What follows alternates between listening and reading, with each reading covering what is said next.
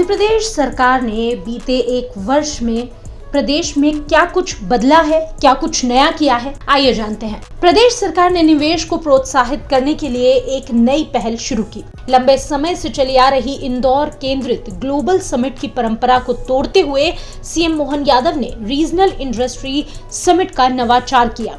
इसके तहत राज्य के विभिन्न हिस्सों में उद्योगपतियों को बुलाकर निवेश संभावनाओं को बढ़ावा दिया जा रहा है।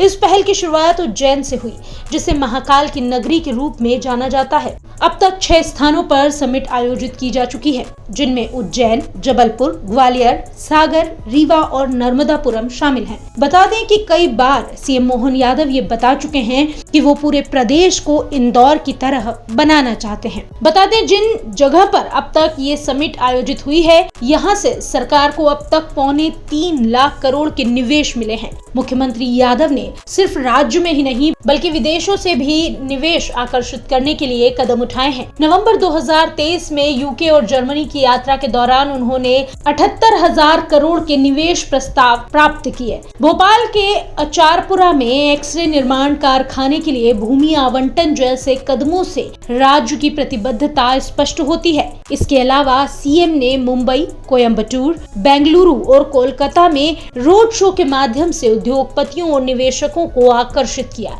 यहाँ से सरकार को करीब 1 लाख करोड़ रुपए से ज्यादा के इन्वेस्टमेंट मिले। राजनीतिक विश्लेषक अभिलाष खांडेकर ने मध्य प्रदेश में निवेशक सम्मेलनों के आयोजन पर कहा कि मध्य प्रदेश में निवेशक सम्मेलनों का आयोजन नया नहीं है, कई सालों से हो रहा है। साल 2008 में सागर और ग्वालियर में निवेशक सम्मेलन किए गए थे। उन्होंने बताया कि हालांकि नर्मदापुरम और उज्जैन जैसे शहरों में यह पहली बार हुआ है। उन्होंने सरकार से पारदर्शिता की अपेक्षा करते हुए कहा कि सरकार को जनता के सामने आंकड़े प्रस्तुत करना चाहिए कि प्रदेश में पिछले सालों में कितना इन्वेस्टमेंट आया और नया कितना है और वाकई अब कितना आएगा, कितने रोजगार के अवसर सृजित होंगे। साथ ही उन्होंने कहा कि सरकार को प्रदेश के स्थानीय और पुराने उद्योगों की समस्याओं का समाधान करने पर विशेष ध्यान देना चाहिए। इसमें न केवल निवेश का माहौल बढ़ेगा बल्कि राज्य के उद्योगों को भी सुदृढ़ करने में मदद मिलेगी। बता दें, रीजनल समिट्स में आए निवेश प्रस्ताव और रोजगार के अवसर में उज्जैन में 1 लाख करोड़ के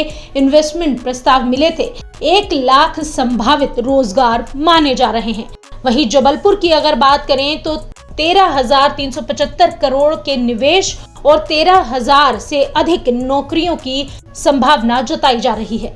ग्वालियर की बात करें तो 8,000 करोड़ के निवेश और 35,000 रोजगार।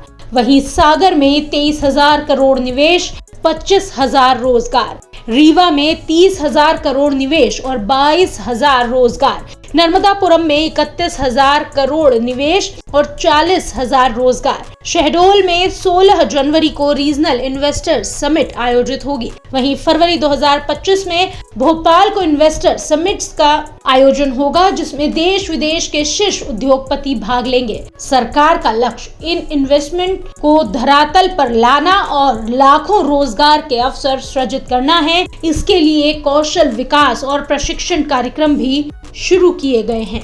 हम ये कह सकते हैं कि एमपी का Manmohini vision regional industry summit से छोटे शहरों को विकास की रफ्तार मिली है।